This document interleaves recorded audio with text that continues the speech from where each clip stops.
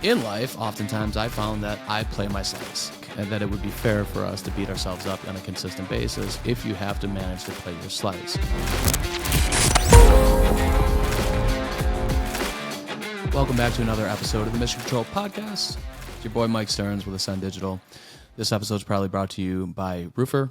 If you need clean and pristine proposals, instant roof measurements, and to work with an amazing company, hit up the team at Roofr. There'll be a link in the comments. So I wanted to take a minute today to discuss challenges that life presents, right? In personal life, in relationships, in business. And, I think that it's worth noting that it takes situational awareness to understand what these issues are that we have internally, how they manifest themselves externally in the relationships that we have in life. And I want to kind of share, how I managed to cope with some of these things. And I like to use an analogy. Wait, before we go there, let's start with a ceremonious dad joke.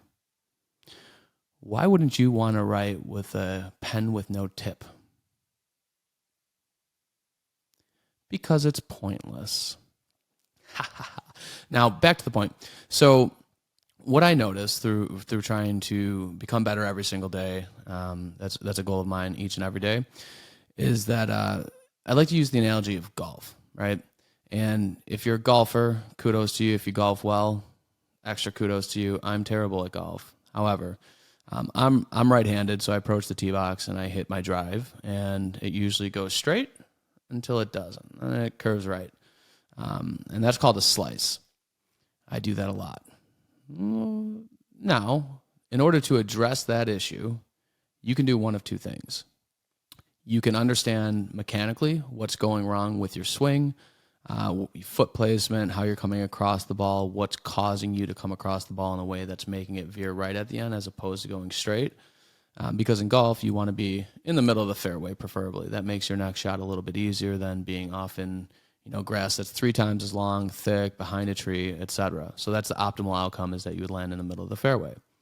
So if we take a look at why you're slicing, you can fix the mechanics. You can go to, let's say, a golf pro. You can get your reps in and fix the underlying issue that's causing the symptom, which is the slice. Or you can do what's called playing the slice. So if you know that you're consistently hitting the ball and it's slicing, off the fairway 30 yards, you can try to change your stance, aim left a little bit.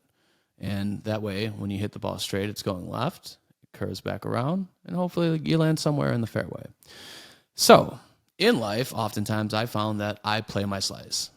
There's a lot of things that I don't have the answers for, that I haven't figured out how to fix the underlying issues necessarily, but I adjust for them to get the desired outcome that I want, right, and achieve that desired outcome. So I play my slice, and this happens every single day, and it may not necessarily be the most optimal outcome. I think that, if you're a golfer and you want to improve as a golfer, the optimal outcome would be understanding the mechanics and fixing those mechanics, and making sure that you're piping the ball 300 yards right down the fairway every single time. But I don't think that it would be fair for us to beat ourselves up on a consistent basis if you have to manage to play your slice. Because if you could still end up 260 in the middle of the fairway by playing your slice, sure, you lose a little bit distance, but it's a hell of a lot better than the second strike of the ball being 5 yards behind a tree where you have no vantage point to the hole. So this was a short one today. I hope it's helpful to any of you out there. Make sure you like, comment, subscribe, follow, all the good stuff, and we look forward to talking to you again soon.